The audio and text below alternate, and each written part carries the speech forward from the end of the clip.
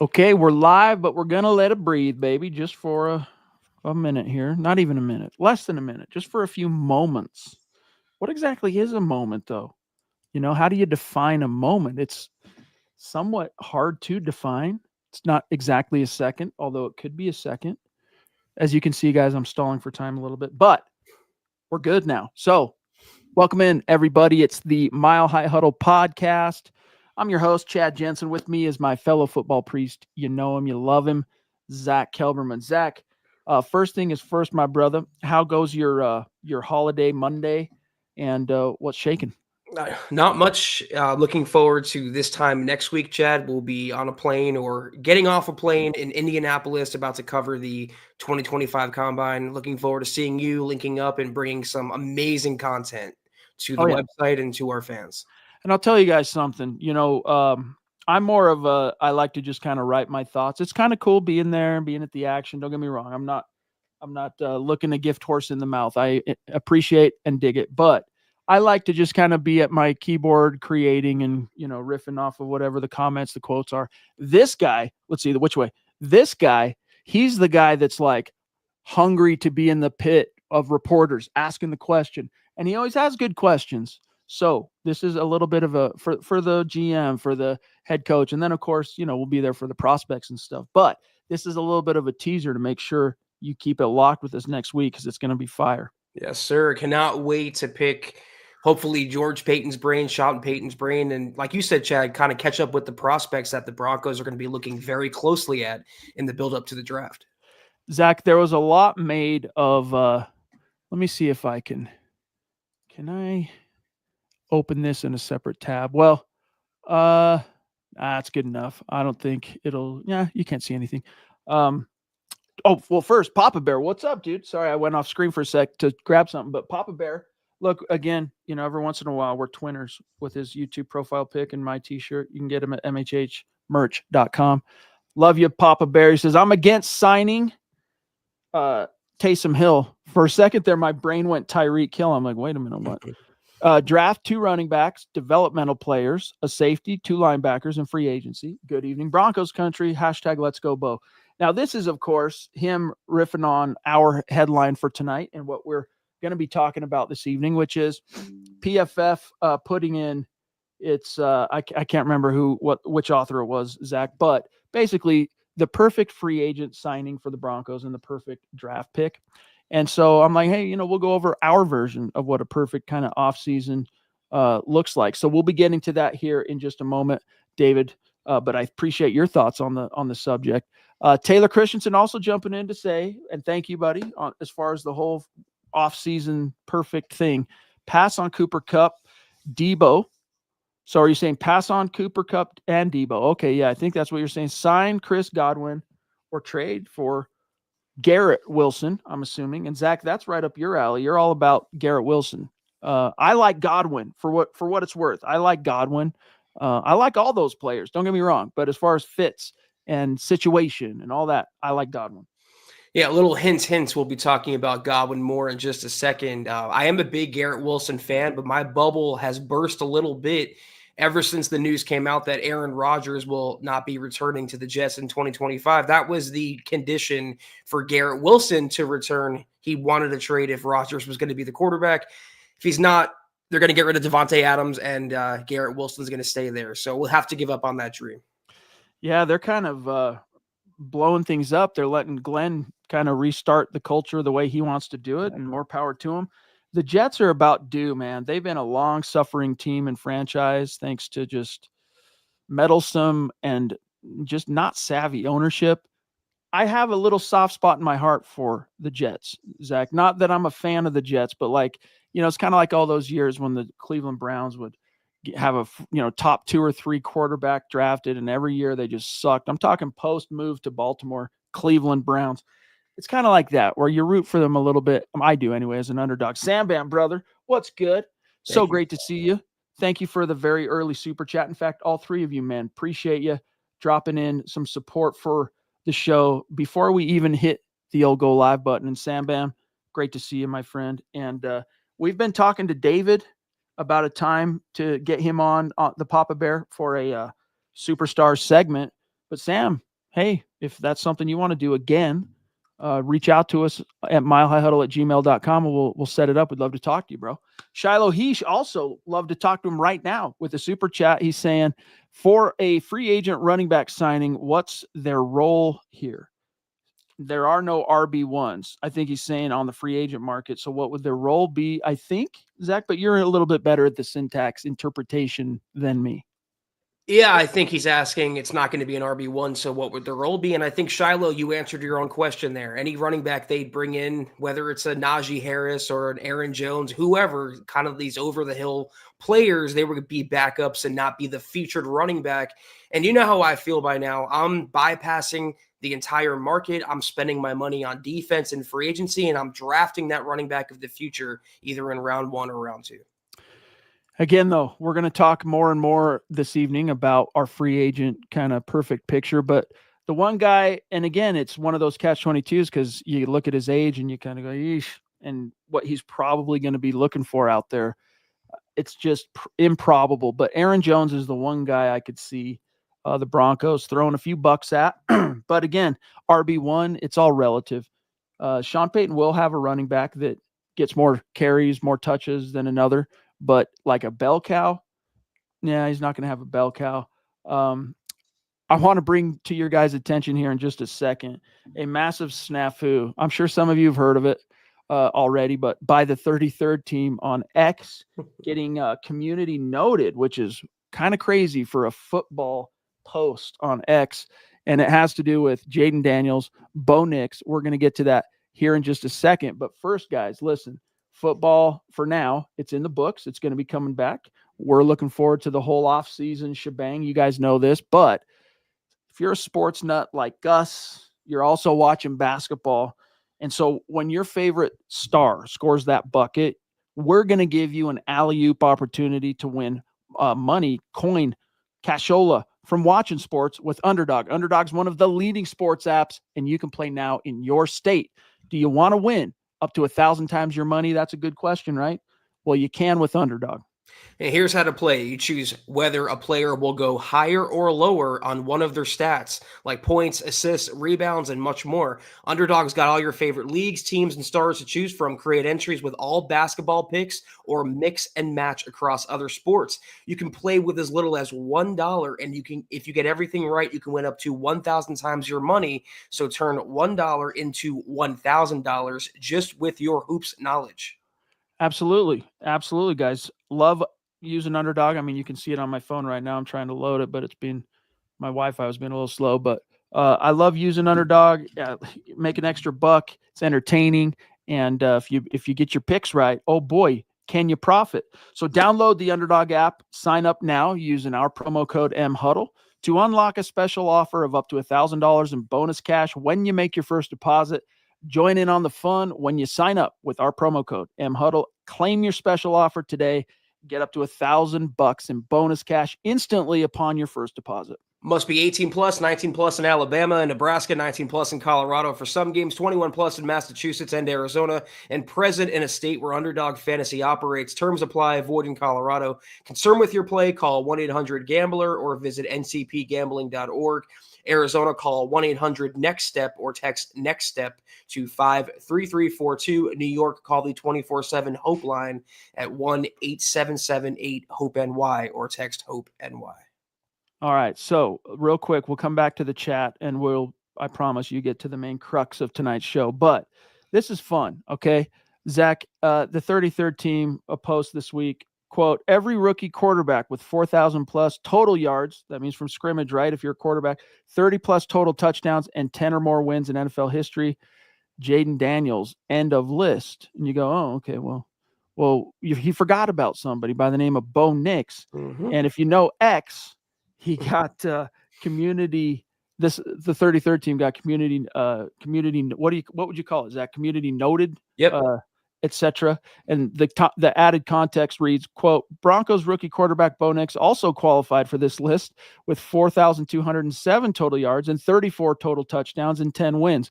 So, by the way, for what it's worth, all of that production, Bo Nix led Zach all rookie quarterbacks in passing touchdowns and total touchdowns from scrimmage. But what do you make of all that? It's so rare to see, like you said, a football account get noted on X now. Usually that's for political accounts or random posts, but not so much football. But they were called out, and as they should have been, Chad. The weird omission and the erasure of Bo Nix from this one media outlet is getting insane now. And whether it was quote tweets or responses, retweets, they were put on blast. They've retracted it. They put an additional tweet out. I think they said Jaden Daniels was the first, and that's how they cover their you know what. But then they put out a Bo Nix appreciation tweet today, kind of transparent. We can see through that. So a little bit of a faux pas. I'm glad Broncos country, including anyone that might be listening right now, held their feet to the fire. You held them accountable. Here's the 33rd team's quote, Bo Nix appreciation tweet. Every instance of a rookie QB recording 225 plus passing yards and 4 plus passing touchdowns on 80+% completion in a game in NFL history. 2 games, 1 quarterback. Bo Nix, week 11, Falcons, week 18, KC. And if you, I'm not going to scroll down to these comments in the event that there's some foul stuff, because this is a family show, but I will tell you, it's brutal. Some of these comments, Zach, absolutely brutal. But you know, I feel for him a little bit, because it's like, you know, sometimes you're maybe rushing a little too much to get that content up. You're all proud of yourself. You think you got it all tied in a bow, but you just, in your haste, forgot to double check X or Y or Z. Out it goes. And, you know, in our case, like maybe once in a while we have a typo, like a word has one, you know, the letters are swapped or it's missing something or whatever. We can just update grammatical errors. But something like this, Zach, they get raked through the coals. I think it's somewhat intentional. Like I mentioned earlier, it's not the first time we saw Bo Nix criticism or outright, I don't want to say hatred, but just intense dislike for the Broncos quarterback from that one outlet. We've seen power rankings where he was listed below Bryce Young and Caleb Williams. We heard even when he was drafted, Chad, we've talked about it for almost a year straight now. And I think the point of the story is Broncos fans are sick of it. He doesn't deserve that kind of slander, especially after the rookie season that he had. That's my take on it. Indeed. I like Mr. Producer. You want to see if people are reading your stuff? Make a mistake. You'll find out right quick. Rock Chalk, what's good, brother? Great to see you. Hope you're doing well. Thank you for the super chat. This is one of our longtime members of the community, longtime super chat superstar. Great to see you. Says, hey guys, happy to catch this live. Looking forward to free agency. Here's a few free agents I hope the Broncos target. Tight end Mike Gesicki, wide receiver Darius Slayton, inside linebacker Nick Bolton, and safety Jeremy Chin, who he's some kind of relation to Steve Atwater. I'm trying to remember, as a nephew or cousin. Anyway, hashtag MHH for life, Denver Broncos for life. Chin, that is, guys. But Rock Chalk, thank you, brother. Zach, what do you make of this list? Because I'll tell you right now, Chin, I'm not as high on Chin as I was once upon a time, but I still think he can be very good. I love Nick Bolton, the player. Darius Slayton's good too. I could see, we talked about Gesicki last night. I could see him coming in and being kind of a short-term pass-catching Band-Aid for Bo Nix while they developed a younger guy. But your thoughts here for Rock Chalk? I'm not wild about spending money on the offensive side of the ball. I mean, if they want to go for a backup tight end or a placeholder, they can sign Juwan Johnson, a former Saint. Darius Slayton, I'd rather the Broncos give their reps to the Troy Franklins and the Devon Vales and the Marvin Mimses of the world. Nick Bolton, I agree with, or Zach Bond from the Eagles, if on the off chance he does get away from Philly. Chin, I'd be okay with, but I prefer either Javon Holland or Hufanga from the Niners. That's my whole thing here. Spend money on the defense and free agency, and then load up in the draft on offense. Well said. And Rock Chalk, dude, thank you. Thank you. And Nick Bolton, I mean, everybody's goo gaga for obvious reasons over Zach Bond. And but Nick Bolton, man, he would be awesome. He would be awesome. What an upgrade. Putting him next to Alex Singleton, you know, assuming Singleton gets back on his feet and back to you know, where he was before he got injured, hopefully sooner than later. I would love that move. And again, Gesicki, I could see him making some hay short term. You just got to keep your expectations in check, which also, guys, correlates to his paycheck. You don't overpay for that. But thank you, Rock Chalk. And by the way, real quick, we got to take care of some business here. It's Pearl's actual birthday today. Hey, so, happy birthday, Pearl. I'll drop you some some words here. Some. Let's see. It's your birthday. Hooray! We wish we could sing to you today. We can't. We get sued. Not sued, but we get dinged on YouTube and Facebook. You are now 1 year older and wiser too. Happy birthday to you, Pearl. The big 7-7. It's your Mecklenburg milestone. Really cool. Hope you've had a phenomenal day. Thank you for spending some of your birthday with us. I mean, that's cool. Thank you, Pearl. Yeah, absolutely. Happy birthday again, Pearl. And thank you so much for what you've done for us consistently over the past year or so. You've been and becoming an integral member of the community. And we hope you're having the best day. Thank you. Great to see you. Happy birthday. All right, Zach, let's get to this article and see exactly what PFF laid out. From your boy, Zack Kelberman. Let me get rid of this little pop-up here. You've got Pro Football Focus laying out what would be considered a dream offseason for the Broncos, including wide receiver in free agency, Chris Godwin, and then using their first-round pick on Tyler Warren of Penn State. So 2 potentially perfect additions. And Zach, before I get your thoughts on it, I'm just going to read a little bit of what PFF's Mason Cameron wrote. He said, quote, this is all about, this is Godwin. So, quote, finding Bo Nix more weapons will be the prime directive of the Broncos front office this offseason. As highlighted in PFF's Best Landing Spot series, Godwin was on track for his best season since his breakout 2019 campaign, earning the 3rd highest receiving grade at the position through week 7 before dislocating his ankle.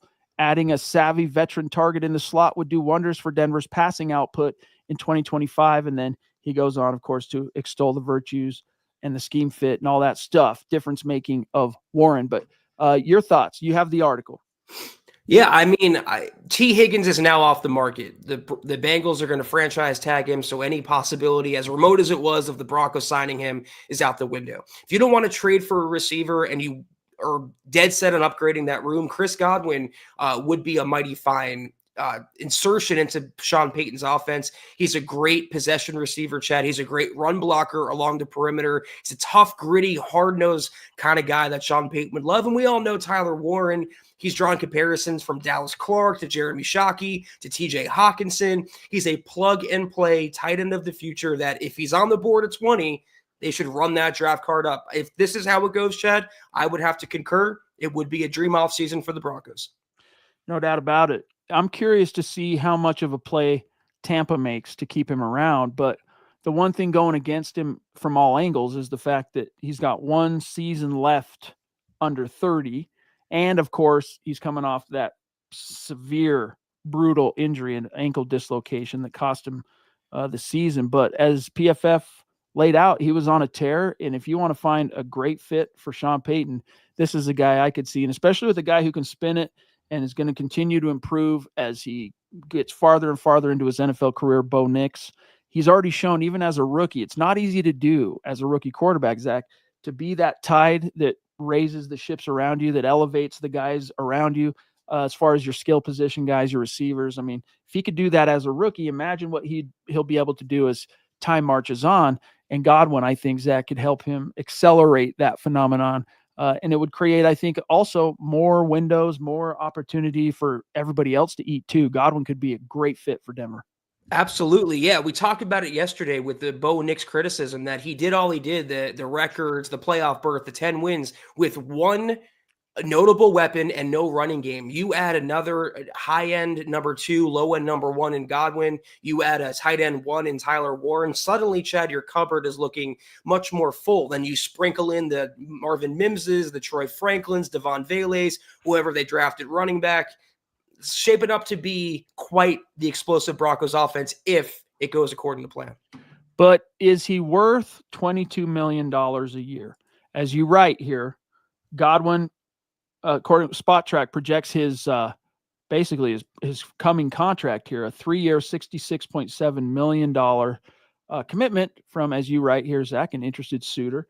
Just to put that in context for you guys, he would immediately become by far the highest paid receiver on the roster, with Cortland Sutton, who, by the way, let's remember, Mike Kliss and others close to the team have been kind of setting the stage for another contract dispute between Sutton and the Broncos because it's a contract year. But Zach, Sutton costs $13.5 million. All right, this year, that's his base salary. His actual cap number, because of bonuses paid and all that, is actually quite a bit closer to the Godwin figure. It's $20.2 million.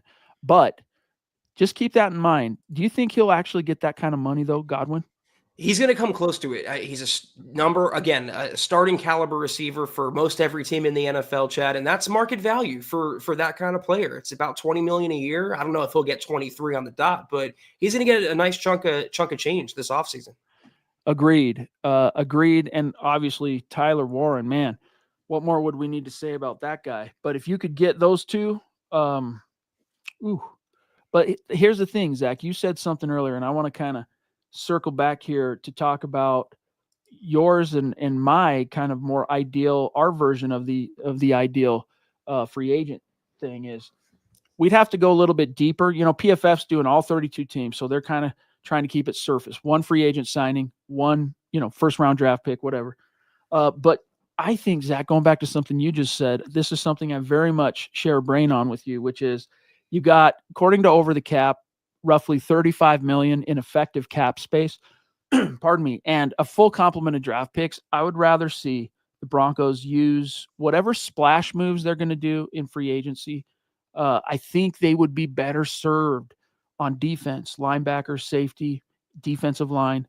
And in the draft, you can get your tight end. It's a deep tight end class, deep running back class, deep wide receivers. You can get your weapons. And people like to write, Zach, that it typically takes tight ends, 2-3 years to find their NFL footing after they get drafted. And, Brock Bowers kind of turned that on its head. He's a freak. He's an exception that perhaps, exempts him from the rule. But the Broncos, when it comes to a perfect offseason, as much as I like Godwin and I want to build that nest around Bo Nix, Zach, being smart with the resources, something that kind of a theme that Ed McCaffrey talked about recently with Steve Atwater at the team website. I think it makes a little more sense to lean the free agent dollars toward the defense and the draft towards the offense. Yeah, I'm no cheapskate either. When they signed Ben Powers and McGlinchey and Zach Allen a few off seasons ago, I was all for it. They had the money to spend and they upgraded the team. I just don't believe in buying for the sake of buying. If these players that you're going to invest in on the free agent market, the offensive players, are not going to be long-term answers, then again, what is the point? But contrast that to a player like Javon Holland, for example, Chad. You give him a 3-4 year deal. He's going to be a starter for you for the duration of that contract, barring injury, of course. So that's what I'm saying. That's my opinion. I'm happy that you agree. Spend the money on defense and then use those draft picks on offense. I mean, even look last year. This isn't to dissuade from anything I said earlier about Chris Godwin. I genuinely think he'd be great in Denver. He'd be awesome for Peyton, awesome for Bo. I'm just talking what makes the most sense, biggest bang for buck, etc. Well, let me grab David. Thank you, David Youngkin. Great to see you tonight, brother. Would you guys be upset if the Broncos did not get a receiver in free agency? Run it back with the receivers we have. I wouldn't be mad. Well, we have to kind of, we don't have to decide anything, but as we're trying to project this and figure it out, you've kind of got to have a feeling in your gut. Was Sean Payton telling you the truth when he was talking to Kay Adams? And Kay Adams was like trying to say, you need more than Cortland Sutton at wide receiver. And he actually spoke over her, Zach, interrupted her multiple times in this exchange. But in this instance to say, no, I think, we're a lot better off at wide receiver. We're happy with our wide receiver core. Was it a smokescreen or was he telling the truth? I don't know that you interrupt to throw out a smokescreen where you could just wait and throw out this. It's almost like if it's coming out in that manner, it's because it's the truth. It's what's on your mind. It's what's on your tongue, so to speak.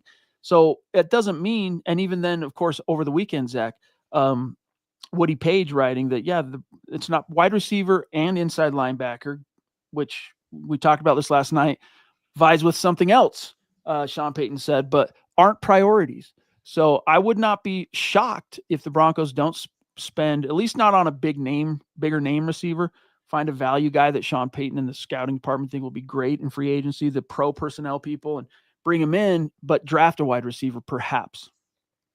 Yeah, if you look at the market after T. Higgins, who's no longer available, and Chris Godwin, who we talked about, it falls off a cliff dramatically. And again, I'm not going to go out there and give money for the sake of giving money away. I'd rather build up the younger receivers the Broncos already have and are committed to. And I think Sean Payton was being genuine with that. He's a fan of Devon Vele. He wants to get Troy Franklin more involved. You saw the leap that Marvin Mims made. You don't really need another veteran receiver, but the condition on this is if they skip that on the free agent market, they damn sure better get an elite tight end or an elite running back in the draft. That's the only precondition there.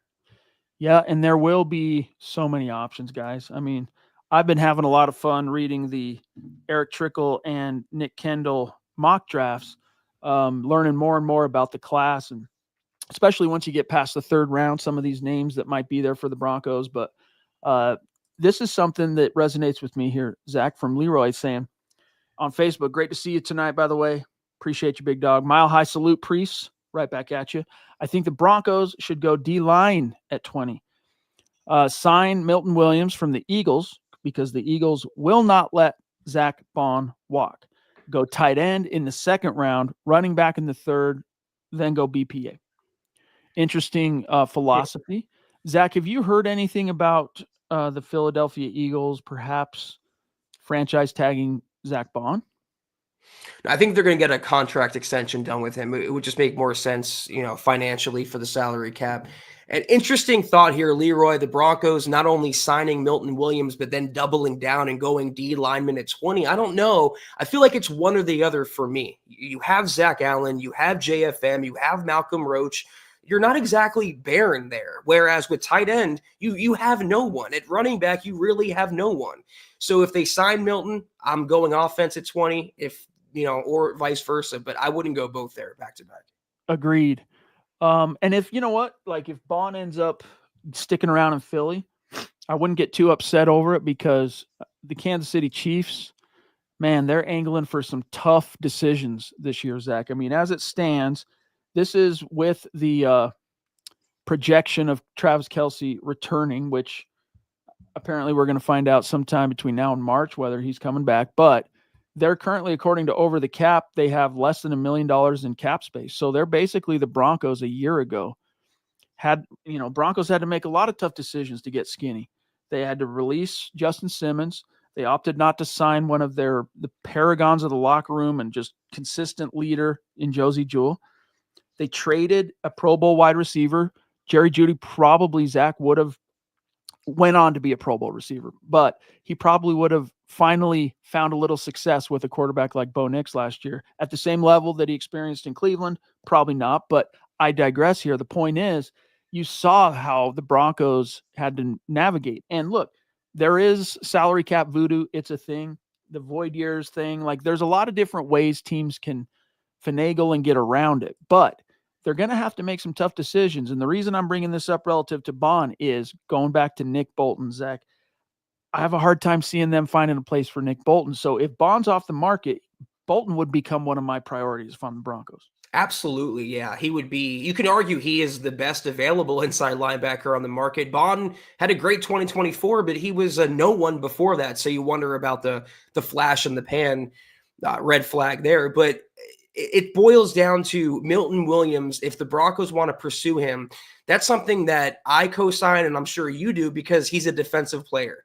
And if you want to invest money, Milton Williams could be a starter for you for the next, again, 2, 3, 5 years, whatever. You're not wasting money on a Deebo Samuel or a Cooper Kupp or a Taysom Hill who are going to be short-term rentals. I just don't see the point. Really appreciate you being with us as always, my friend Leroy. Great to see you tonight. Cody Dub jumping in with the super, another one of our super chat superstars. So consistent. Love having you part of the conversation, Cody, and thank you for the support, big dog. He says an elite tight end would open up a lot for all these receivers. Exactly. Kind of in that same sense I was saying what a Chris Godwin slot receiver, how it could open windows and whatnot. Same thing. You find that tight end who can work the middle, actually give you a little something after the catch, stretch the seam. I could imagine a lot of cool things opening up. You can't cover every inch all the time, and you've got a quarterback who makes good decisions and pretty much on time. So an elite tight end. The question, though, Cody and Zach, to you, question is where? Because you're not going to find that elite tight end in free agency. So who are the guys in this draft class that you could see with that elite upside? Obviously, the one that we mentioned already tonight, Tyler Warren, Penn State. Do you think Colston Loveland has that kind of upside, Zach? Absolutely. Yeah, I'm a Loveland guy. I think you can make the case that he's 1A and 1B with Tyler Warren in this class. He would be an instant upgrade over the Adam Troutmans and the Lucas Krulls. And Cody's right here. A quarterback's best friend is a safety blanket. And more often than not, that safety blanket is the tight end. Even for a down bad team like the Raiders, look what Brock Bowers did single-handedly. That was with crap quarterbacking last season. So, yeah, that's why, Cody, I don't care if they miss out on signing a receiver or if they don't draft a receiver in the first. If you can get a Loveland in the first, it's adding to the supporting cast, and that's the number one goal this offseason. Well, Cody, you don't like my my birthday poetry? It's actually, most people, a lot of people probably heard that before. It's a song that I just pulled the lyrics from, but maybe one of these days I'll write a happy birthday song. The Lady D, holy smokes, jumping in from the top rope. Thank you, Love you, Deanna, in the house to say, hey guys, Bo Nix unfortunately will get bad press because the media hates the Broncos. In my opinion, the hate is unreal. I don't listen to media or negative comments about our quarterback or the Broncos. Jealous of our team and definitely our fan base, MHH for life.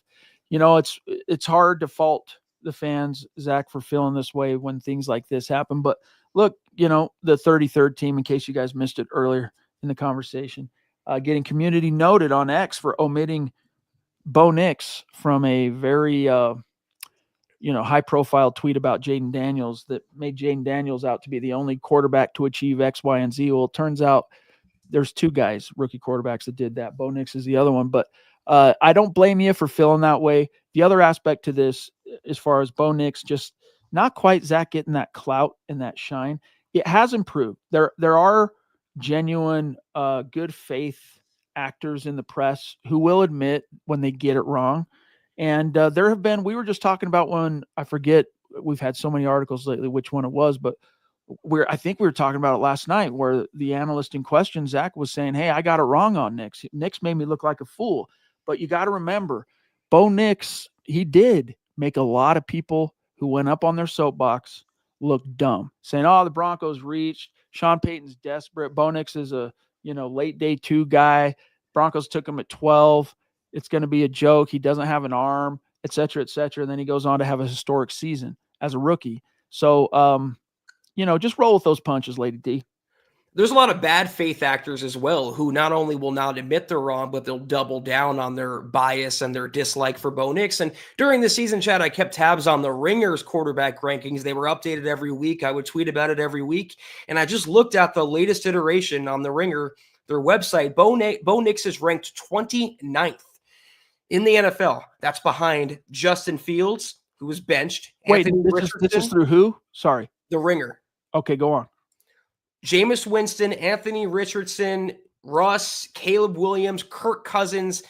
These are all either washed quarterbacks or quarterbacks that lost their jobs during the season. Meanwhile, Bo Nix went on to break records, lead the Broncos to the playoffs, double-digit wins, yada, yada. Deanna, we have to talk about it because it's our jobs and we have to keep our ear to the ground. But you're doing the right thing is by ignoring it because you know best. You're not going to take your opinions and you're not going to take your marching orders from some dork behind a keyboard. You know the Broncos, Bo Nix is legit. I can't believe that. So that's in retrospect after the 2024 season, they have him at 29, or like that was where they ranked him before the season? Let me see when it's last up. January 8th is the last update. What? Yeah. Credibility gone, Ringer. Credibility gone. Unbelievable. See, this is why the people like the Lady D fans, genuine large swaths of Broncos country, in fact, a majority, they feel like the media at least hates Bo Nix, but we know the Broncos, they have to go the extra mile to get the same credit. Rock Chalk again, brother. Thank you. Good to see you again. Appreciate you jumping in with a second super chat tonight, saying, thank goodness we're not talking QB yet again this offseason. LOL. Signing a veteran shouldn't keep the Broncos from drafting at that position, too. So that is another matter of business the Broncos have to address this offseason is what's their approach going to be at backup quarterback? Because you've got it. The position's finally solved. All right. And Bo Nix is pretty reliable. Even the injury he suffered, he played through it. Thank goodness it wasn't severe enough that he couldn't play through it. But nevertheless, I think Bo Nix is consistent enough. If you look at his track record in college and all the starts, you can rely on him being available. But does that mean you can afford to go with a younger developmental backup? Do you want someone to help you sleep a little bit better at night? Bring back a Stidham? Because Bo Nix currently is the only quarterback, Zach, the Broncos have under contract in 2025. I got to be honest, I don't really care who the Broncos backup is next season, because if Bo Nix goes down, and knock wood when I say that, the season's over anyway. So whether it's Stidham or Zach Wilson, I'll let Sean Payton decide on that. Rock Chalk, you're right. It shouldn't matter if they sign some veteran. It shouldn't preclude them from drafting the same position. The only situation where I think it could, though, is if they sign Taysom Hill, which I don't want them to do, because that's Sean Payton's boy. And we know when you're Sean Payton's boy, you get the preferential treatment. Look at little Jordan Humphrey. He had no business being on the field, but because he knew Sean Payton and had the familiarity, he saw those snaps. So I just don't want to become New Orleans Saints 2.0. A little bit of a side rant. The one thing I'll give to Lil Jordan Humphrey, quick aside, is of all the receivers, when the Broncos called their number to block, that dude took his responsibility very seriously. And that's the kind of thing that coaches love, and what he lacked as an actual wide receiver. That's how he made up for it. That, and think back, the touchdowns, this and that. He wasn't the one scoring most of them, Zach, but who was like most often the first guy there in the end zone to celebrate and give him props, pick him up, whatever it might be. Even us, Zach, when we're going through and looking for pictures for our stories, right? And you go to like Bo Nix, you click on Bo, you click on Cortland, you click on Mims, any of those guys, you're going to see half of them, that at least the ones where they score, you're going to see little Jordan Humphrey there. David Young, just for fun, but I'm with you. Like you can upgrade that position. David Youngkin, most of these people who rank quarterbacks never played the position. That's true. You know, you always take it a little bit more seriously when it's an actual former NFL, especially quarterback, when, you know, they rank, they're in the media, whatever. But I don't necessarily hold that against someone making a list. Like if they have good analysis, they have good analysis. But it does add to credibility, Zach, if they have that in their background. I just don't see it as a must. Yeah, you don't have to have that to put your hand up and say, listen, I was wrong. It's okay to be wrong. It's okay to eat your words. I've done it plenty of times on this podcast. Plenty of Broncos players that didn't work out, including Drew Lock, I was wrong about, and I've owned up to that. But these guys will double down and look for any minute detail in order to confirm their bias against Bo Nix. And that's what I have a problem with, Chad. So we've got Dustin Michael Hensley jumping in with some big boy stars on Facebook. Wow. Thank you, Dustin. Really appreciate you, bro. And he says, I'd go after Kyle Pitts, give up a fourth for him, and see if Atlanta goes for it. He's young. He's talented. Well, in case you didn't know this, Dustin, Mr. Producer himself, Scott Kennedy, covers the Atlanta Falcons on SI. So you've got Denver Broncos on SI, that's Mile High Huddle. Atlanta Falcons on SI, that's Scott Kennedy. So he knows the ins and outs. And what he says is this: Pitts has $11 million guaranteed on his 5th-year option. The Falcons would most likely take a fourth if you picked up his $11 million. I think the best they could hope for is a conditional 5th and $5 million. And I don't think they'd take it. They'll roll the dice on Pitts one more year because they already have a number 4 pick in on a historic draft and $33 million invested in Pitts. So what's one more year? That's a direct quote from Mr. Producer. So, hey, in a perfect world, you know, I forget who was saying that we need an elite tight end. My apologies. But if that was actually possible, that could be a guy, Zach, even though he's kind of been hot and cold throughout his NFL career. What say you to Dustin? I don't know. I've had Pitts in fantasy the last couple years, and I've waited for that breakout and waited for that breakout and waited for him to justify that draft status, and it just never happened. And maybe you could chalk it up to the Falcons or whatever, but They don't have any 5th-round picks, Chad. They have 3 6th-rounders. So if they give up a 4th, I don't know that I'd want them to be waiting that long to pick. Also, there's no guarantee Pitts is going to ever justify, like I mentioned, that draft selection. Just draft Tyler Warren or Colston Loveland and be done with it. End of story. If you can, baby, if you can. Indeed. So, Dustin, thank you, buddy. But hey, it's something to keep an eye on. We'll see, if the Broncos try to wheel and deal and pry him off of Atlanta's hands. But Scott, he's not seeing it. So for what it's worth, but it's a good idea, buddy. It's a good idea.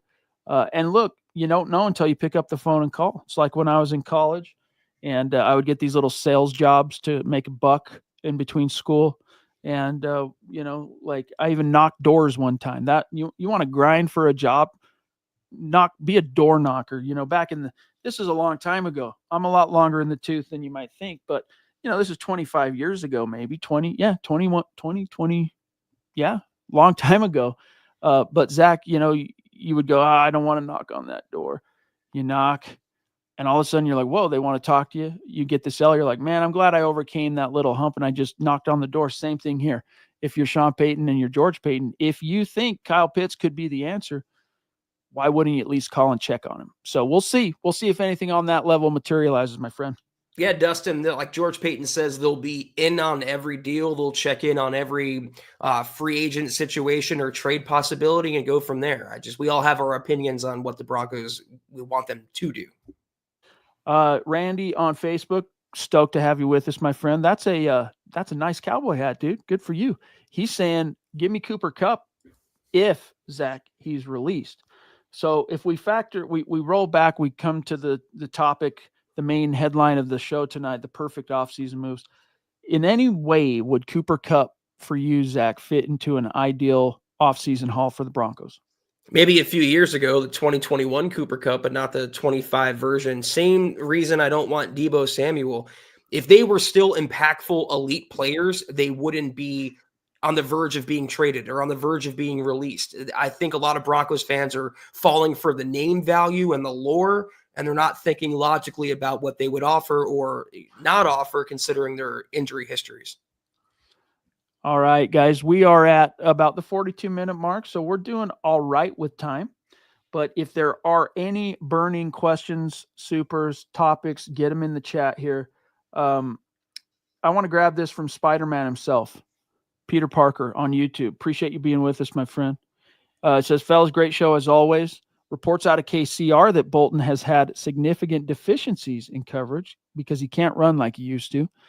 That in mind, what about thoughts on Dre Greenlaw, Zach?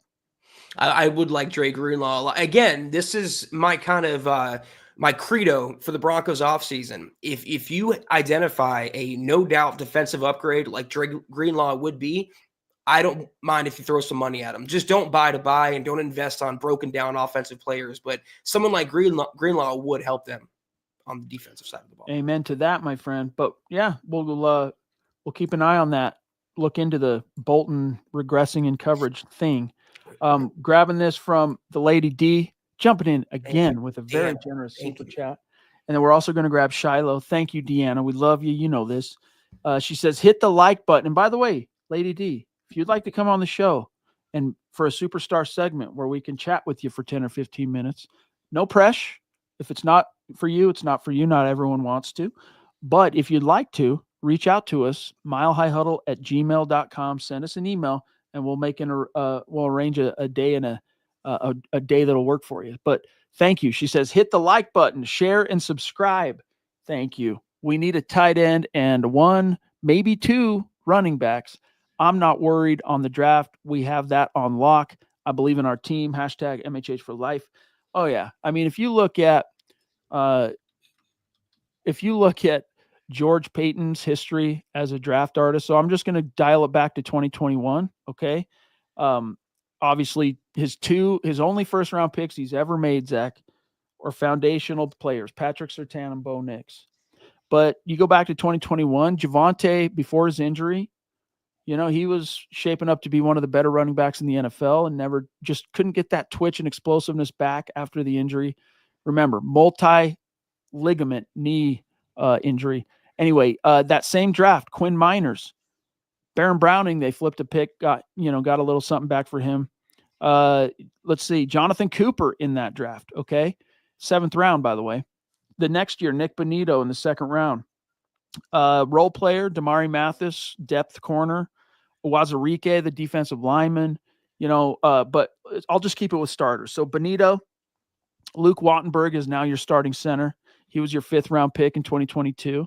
Then you go to 2023, Marvin Mims, all pro, returner, of course, but increasingly getting more involved as a elite pass catcher. I'll say elite playmaker. Sorry. That's actually how Sean Payton described him. Drew Sanders, I know he's not a starter, but he's a guy still factoring in. Riley Moss in the 3rd round, right? This last year, Bo, Franklin, Abrams Drain, Estime, Jonah Ellis, Vele. So the point here is when Lady D says I'm not worried about the draft, we've got that on lock.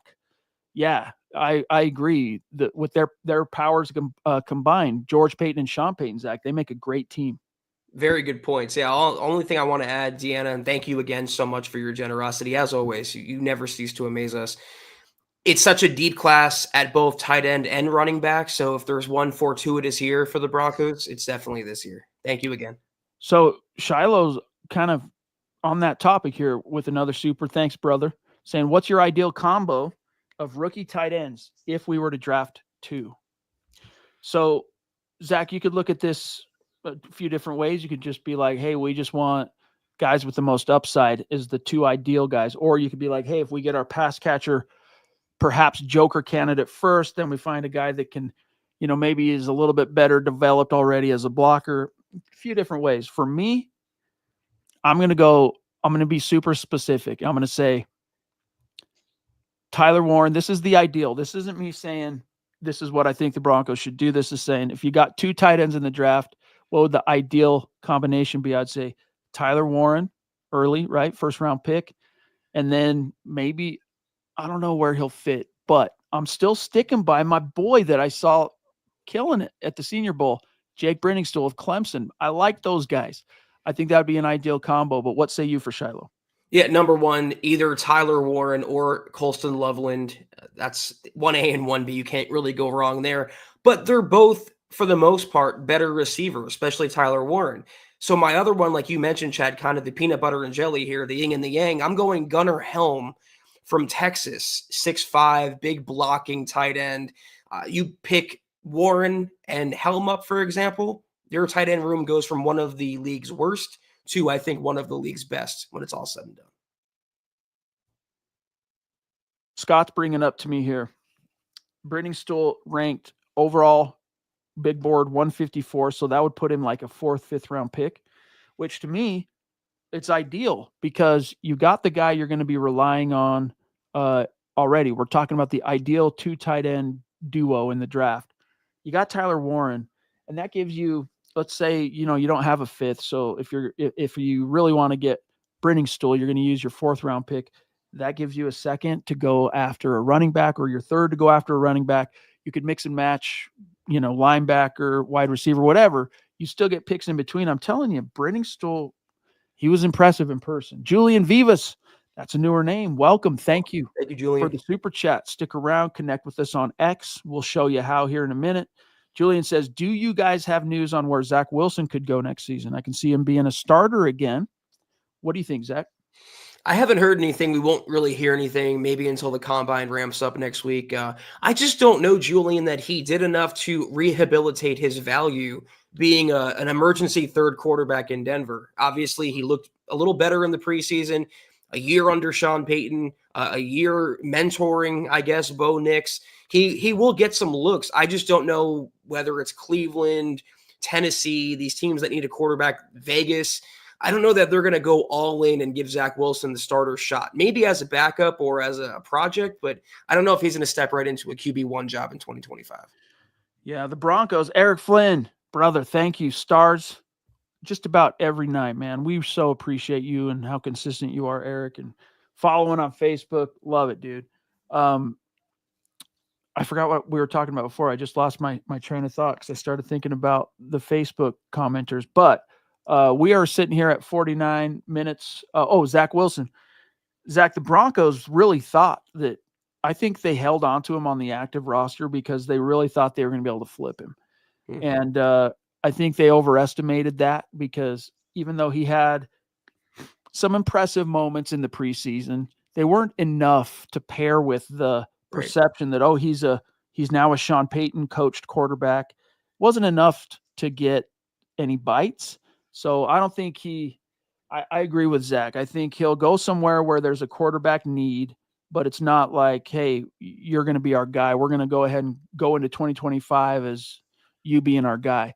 Kind of similar, but to a lesser extent, even of like a Sam Darnold last year. Darnold was brought in to be the potential starter, but they were going to go quarterback in the draft. And he was going to be the backup, the guy to, tutor the rookie and all that stuff. But then the rookie got hurt. He had to play. But that was a great situation for him, coaching, scheme, talent, etc. Lesser version of that, go like Zach just mentioned, the teams, etc. Cleveland, Tennessee, etc. Look at Daniel Jones last year. You had Sam Darnold, the reclamation project. Daniel Jones gets cut from the Giants, and where does he go? Minnesota. Maybe Zach Wilson ends up there. Maybe it's a quarterback rehab school. Scott says, how do you flip a guy that you don't play? That was so silly. Hey, and it is silly. So it's like, well, maybe we're wrong too. Maybe they genuinely just liked him. But, well, and, there is the argument too, Zach, that, hey, it's a rookie. We're high on Bo. We believe in Bo. He won the starting job. But just in case he is a rookie, we want to have, some options on the roster. I still think, though, that it came down to them keeping that third spot. Like, why didn't you put him on the practice squad? That third spot, carrying him on the 53 all year long. That's the only thing that makes sense to me. I also think Sean Payton's a little enamored by what Zach Wilson could be with Sean Payton's tutelage, former first-round pick, highly regarded coming out of college, or at least a little, ballyhooed. And he flamed out in New York. Sean Payton, we all know his ego, thought, if anyone can do it, I can do it. Well, we'll see. We shall. All right, guys, we got a few messages for you. Then we're going to dip out of here, so don't leave quite yet. Cannot believe it's been 52 minutes. You guys make each and every podcast fly by. Thank you so much. Another tremendous episode of the Mile High Huddle podcast. If you're not doing so, please follow us on X at the MHH Pod. You can follow the main account on X at Mile High Huddle. Chad at Chad and Jensen, myself at Kelberman NFL, and Scott, our producer, at Scout Kennedy. If you guys want some merch like we're rocking each and every single podcast, check out mhhmerch.com. Get you some. If you haven't done so yet, please drop us a like at facebook.com/Mile High Huddle Pod. You can find us on IG at mile_high_huddle. If you're listening on Spotify or Apple Podcasts, make sure you're leaving your football priest a 5-star review for a chance to win some merch each and every single month. But if anything, y'all, please, please, please, very important, the most important, that you subscribe, you like, you share this video and every video you see on the MHH channel. Really helps us grow and reach more Broncos fans, just like you. Those likes, man, they add up. They help us so much, guys. So please hit that like button. Byron, what's up, brother? Jumping in at the 11th hour with a super chat. Thank you, Byron. Appreciate you, Byron. Says, do you think we might trade back from pick 20 for additional picks? Yes, because it's such a deep class, and specifically at basically almost all the positions the Broncos currently have needs at. Oh, yeah, baby. I do think it's very much on the board, but as always, it really depends on how those first 19 picks fall, So I could see it making a lot of sense for the Broncos, but like if they're there, here's an example, Zach. If they have a nice deal to move back and stockpile maybe a 3rd-round pick or more, whatever, but Colston Loveland is still on the board. Warren's gone, Genty's gone, the Boise State running back. Would you take Loveland, or would you take a couple extra picks knowing that you've got Arroyo, you've got Mason Taylor, you've got Brenningstool, you've got a lot of different dudes in this tight end class, Zach. Helm. Yeah, I'm taking Loveland there. He's probably the top-ranked guy on my board, and I'm not cutting off my nose despite my face for a couple additional draft picks who might or might not work out. There is a big downturn in the tier from Warren and Loveland to the next, including Arroyo. But Byron, I think it's more likely the Broncos would trade back than trade up though ultimately I do think they'll stay put and take BPA, whoever that may be. Great question, though, brother. Thank you very much for dropping the super chat. This time of year, you guys, when we give you the props and tell you if it's stars or super chats that you're helping us keep the lights on, you really, really are. So thank you guys from the bottom of our heart. And a special mile high salute to the great super chat superstars and supporters tonight, like the Lady D helping us keep the lights on, Taylor Christensen, the Papa Bear, David McElrath, Sam Bam. Hit us up, Sam, if you want to come on the show. Shiloh, multiple supers. Rock Chalk, multiple supers tonight. Great to have you in the chat. Awesome to see you. David Youngkin, so consistent. Cody Dubb. And by the way, I'm including this one last time. Big Earn throwing some happy birthday to Pearl, the big 7-7. So Big Earn, appreciate you every single night. Broncos country only. Dustin throwing down big boy stars on Facebook. And Julian, appreciate you. Eric Flynn. Last but not least, Byron. Much love and respect, you guys. Zach and I are off until Thursday night, but you've got some Building the Broncos tomorrow night. You've got another episode of Broncos for Breakfast Wednesday morning, Mile High Insiders. Then we're back Thursday. It's going to be a gas. Have a great start to your week. We will see you Thursday night. Take care, and as always, go Broncos.